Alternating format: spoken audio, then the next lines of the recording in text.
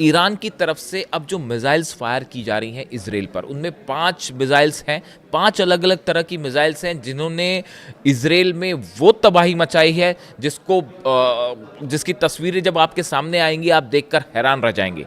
इसमें देखिए खैबर मिसाइल्स आप देख ही रहे हैं, सबसे बड़ा हमला जो है खैबर से हो रहा है, इमाद से हो रहा है, फतेह 2 से हो रहा है, सेजिल से हो रहा है और गदीर से हो रहा है। ये 5 मिसाइल्स अब एक साथ फायर की जा रही हैं। हर रात को ईरान की तरफ से ये मिसाइल्स फायर होती हैं और पूरे इसराइल में भयंकर तबाही मची हुई है। जो बताया जा रहा है कि 5 से 6 हज़ार बिल्डिंग्स को नुकसान पहुंचा है।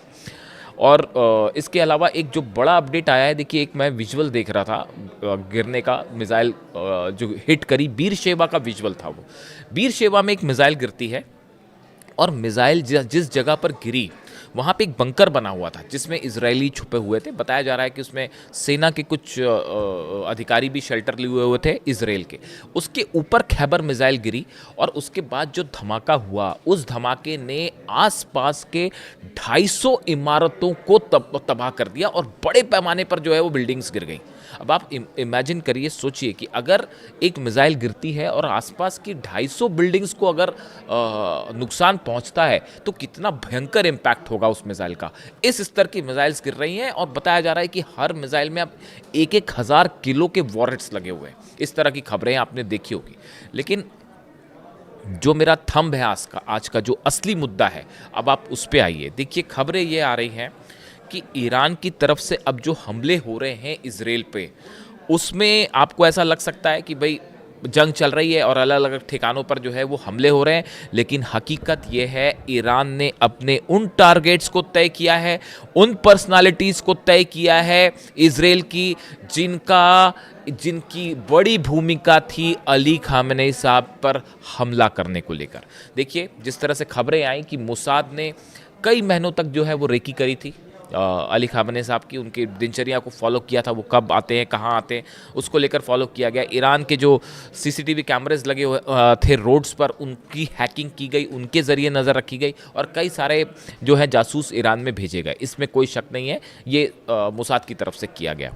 इसके बाद बताया जा रहा है कि अब जो स्ट्राइक्स हो रही हैं उसमें मोसाद से जुड़े हर उस शख्स को टारगेट किया जा रहा है जो उस आखिरी प्लानिंग में शामिल था जिसमें ये फैसले हुए और जिसमें जो है वो हमले का पूरा प्लान तैयार हुआ। इसको लेकर जो सबसे बड़ी खबर है, 5 अलग अलग बिल्डिंग्स हैं जो कि मोसाद से जुड़ी हुई हैं, इंक्लूडिंग मोसाद हेडक्वार्टर, जिसको पूरी तरह से तबाह कर दिया गया है। देखिए ये खबर थी, मैंने इस पर वेट किया इस बात को समझने के लिए कि क्या वाकई ऐसा है। देखिए जंग में आपको एक ऊपरी लेवल की जंग दिखाई दे सकती है जिसमें हमले हो रहे हैं, दोनों तरफ से मिसाइल गिर रही हैं, इसराइल की तरफ से फाइटर जेट से हमले हो रहे हैं, ईरान की तरफ से मिसाइल्स मारी जा रही हैं, लेकिन अंदर की जो वॉर रीडिंग्स हैं, जो वॉर एक्सपर्ट्स जो चीज़ें बता रहे हैं कि अब ईरान के जो हमले हैं वो बड़े टारगेटेड हैं और खामेनेई साहब के उनकी शहादत को लेकर, उनकी हत्या को लेकर जो लोग उसमें शामिल थे वो टारगेट हैं। अब देखिए इसमें पहली बात तो ये कि 5 अलग अलग मोसाद की बिल्डिंग्स पर हमले हुए, मोसाद का हेडक्वार्टर तबाह हुआ।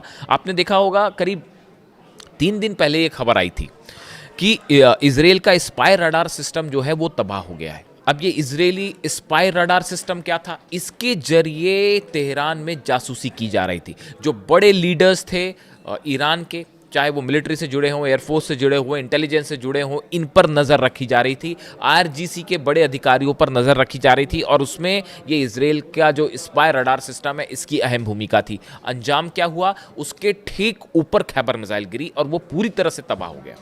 उसके बाद खबरें जिस तरह से खबरें आई कि इसराइल के जो मिनिस्टर हैं, सिक्योरिटी मिनिस्टर हैं इटामार, उनके ऊपर जो है हमला किया गया, इस तरह की खबरें आई। अभी उनकी कैसी हालत है वो पता नहीं। इसके बाद देखिए खबर क्या आती है, इस तरह की भी खबरें चल रही हैं कि जो मोसाद के चीफ हैं डेविड बानिया, इनके ऊपर हमला किया गया है और ईरान की कुछ एजेंसीज ने तो ये भी दावा किया है कि उन हमले में उनकी मौत हो गई है। इस तरह की दावे ईरान की तरफ से किए जा रहे हैं, लेकिन इसको अभी वेरीफाई करना संभव नहीं है। दुनिया की कोई एजेंसीज इस समय इन आरोपों को जंग के बीच में वेरीफाई नहीं कर सकती, लेकिन ये ज़रूर है कि करीब 5 बिल्डिंग्स जो हैं वो तबाह हुई। ईरान की तरफ से ये कहा गया कि एक बिल्डिंग में ये बंकर में थे और उसके ऊपर निशाना साधा गया। अब आप 2-3 बात देखिए कि स्पाई एजेंसी सबसे बड़ी मोसाद जो कि हर ऑपरेशन को अंजाम दे रही है, उसके 5 ठिकानों पर हमले होते हैं। यानी आप देखिए कितना स्पेसिफिक रडार्स के जरिए या नेविगेशन की स्पेसिफिक जानकारी थी ईरान के पास कि मिसाइल्स कहाँ गिराना है। इसका मतलब बड़े स्तर पर रडार के लेवल पर मदद हो रही है। यानी निशाने सिर्फ ऐसे नहीं साधे जा रहे कि बस आंख बंद करके मिसाइल गिरा दी गई, ऐसा नहीं है। बिल्कुल मिलिट्री के इंस्टॉलेशंस, मोसाद के इंस्टॉलेशंस, एयरफोर्स से जुड़े इंस्टॉलेशंस, बताया जा रहा है कि इजराइल के 2 एयरपोर्ट पूरी तरह से तबाह हो चुके हैं, जो अब रनवे वहाँ से टेक ऑफ नहीं हो पा रहा, इतनी ज़बरदस्त तबाही मची है।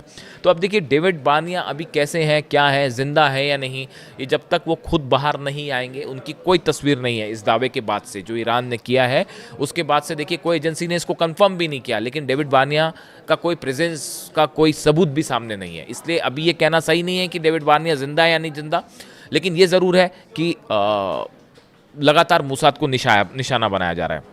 देखिए इसके अलावा एक और बड़ी खबर ये है कि आपने देखा होगा कि लगातार इस तरह की खबरें आ रही हैं कि बंकर्स को निशाना बनाया जा रहा है, और अब ईरान ऐसे मिसाइल्स को दाग रहा है जो कि बंकर्स को तोड़ते हुए हिट कर रही हैं। हमने एक कई समय पहले जो है मैंने एक वीडियो बनाया था, करीब 5-6 महीने पहले की बात होगी, कि जो टेक्नोलॉजी अमेरिका के पास है बंकर बस्टर बॉम्ब्स की, उसी तर्ज पर बंकर बस्टर मिसाइल्स जो है वो ईरान तैयार कर रहा है। इस तरह की खबर मैंने करीब 6 महीने पहले वीडियो में लाया था, आपको बन गया होगा। अब आप देखिए खबरें किस तरह की आ रही हैं। खबरें आ रही हैं कि ईरान की मिसाइल गिरती है कहाँ पे, तेल अवीव में या हाइफा में या बीरशेवा में, और वो बंकर को तोड़ते हुए अंदर जाके फटती है और अंदर सबकी मौत होती है।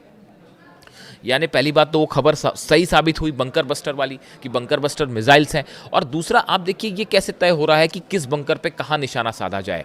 कई एक्सपर्ट्स का कहना है कि ईरान के पास ये सारी जानकारियां हैं कि इजराइल के सेना के बड़े अधिकारी कहाँ हो सकते हैं, मोसाद के बड़े अधिकारी कहाँ हो सकते हैं, बड़े पॉलिटिशियंस कहाँ हो सकते हैं, और उन सब को अब टारगेट किया जा रहा है। और ख़ास तौर पर ऐसे लोगों को जो कि उस मिशन में शामिल थे जिनके तहत जो है वो सुप्रीम लीडर को निशाना बनाया गया था। अब सवाल ये है, देखिए कई सारी दुनिया की एजेंसीज़ हैं जो इस समय इस पूरे वॉर में इन्फॉर्मेशन का आदान प्रदान कर रही हैं। कौन किसको क्या इन्फॉर्मेशन दे रहा है कोई नहीं जानता। रशिया की एजेंसीज केजीबी क्या काम कर रही हैं, चाइना की खुफिया एजेंसीज क्या काम कर रही हैं, अमेरिकन कई एजेंसीज है। देखिए ये वॉर सिर्फ मिसाइल और फाइटर जेट्स का वॉर नहीं है, ये एक बहुत बड़ा इन्फॉर्मेशन वॉर है, खुफिया जानकारियों का वॉर है जो मल्टीपल लेवल पर काम कर रहा है। और इसमें जो है इन्फॉर्मेशन जिसके पास ज़्यादा उसका अपर हैंड। आपने कभी सोचा, आप देखिए इस बात को, कि जो अरब देशों पर हमले हुए, बहरीन में जो नेवी का अड्डा था अमेरिका का वो उड़ा दिया गया, जॉर्डन में जो सबसे बड़ा रडार लगा था वो उड़ा दिया गया। इसके अलावा आप कुवैत में देखिए जो टेक ऑफ जहाँ से होते हैं फ्लाइट जेट्स, ठीक वहाँ पर हमले होते हैं। अल उदैद बेस में जो सबसे बड़ा डोम लगा था नेविगेशन जिससे पूरी जानकारियाँ चलती थी वो उड़ा दिए गए। 4 थार्ड सिस्टम्स जो हैं उनके ऊपर मिसाइल गिरी। आप नेचर ऑफ अटैक देख रहे हैं ईरान का क्या हो रहा है। इससे 2-3 बातें बड़ी साफ है कि ईरान के पास हर वो इन्फॉर्मेशन जा रही है जो कि इंपॉर्टेंट इंफ्रास्ट्रक्चर से जुड़ी हुई है, और साथ ही अब ये भी दावे हैं कि इजराइल का कौन सा बड़ा वीआईपी कहाँ है उसको टारगेट करके हमले हो रहे हैं। इसलिए तमाम इस तरह के दावे हो रहे हैं कि जो वीडियो सामने आ रहे हैं वो वीडियोस प्री रिकॉर्डेड हैं। ऐसे दावे नेतन्याहू को लेकर भी हो रहे हैं कि जो वीडियोस आए हैं वो पहले से रिकॉर्डेड हैं। देखिए बड़ी सारी चीज़ें हैं जिनके बारे में अभी क्लैरिटी नहीं है, जिनको साफ होने में थोड़ा सा टाइम लगेगा। लेकिन अगर आप इस बात को देखें कि जो कल की स्थिति थी कि एक रात में सिर्फ 5 घंटे के अंदर 50 मिसाइल्स गिर जाती हैं इजराइल के ऊपर। ये परसों रात की कहानी थी कि परसों रात को अचानक 5 घंटे के अंदर 50 मिसाइल्स गिरी। ये 50 मिसाइल्स रैंडम फायर नहीं की गई थी। जो एक्सपर्ट्स बताते हैं कि ये मिसाइल्स बड़ी सटीक तरीके से टारगेट चुन कर फायर की गई, और इजराइल के फायर स्टेशन उड़ाए गए, इजराइल के जो ऑयल डिपोज हैं उन पर हमला हो रहा है, जो स्ट्रैटेजिक बिल्डिंग्स हैं, लोकेशंस हैं, उस पर हमले हो रहे हैं। ये बड़े फाइन हमले हैं, और ये बता रहे हैं कि पूरी जानकारी ईरान के पास भी है। और ये अब कहा जा रहा है कि इसमें जो सबसे पहला निशाना है वो हर वो शख्स है, हर वो बिल्डिंग है, इमारत है, वो हेडक्वार्टर्स है जिसका इस्तेमाल अली खामेनी साहब पर हमला करने के लिए किया गया। देखिए अब से कुछ दिन पहले खबर आई थी कि सऊदी में एक बिल्डिंग पर हमला होता है, उस बिल्डिंग के ऊपरी ऊपरी हिस्सा उस बिल्डिंग का पूरी तरह से तबाह हो गया। जानते हैं वहाँ क्या चल रहा था? वहाँ पर सीआईए का एक दफ्तर चल रहा था। यानी इस पूरे इलाके में सीआईए उस बिल्डिंग से अंजाम दे रहा था, अपनी प्लानिंग को अंजाम दे रहा था, और सऊदी में उसके ऊपर स्ट्राइक होती है और उसका जो एक प्रकार से आप दफ्तर कह लीजिए सीआईए का, वो पूरी तरह से तबाह हो गया।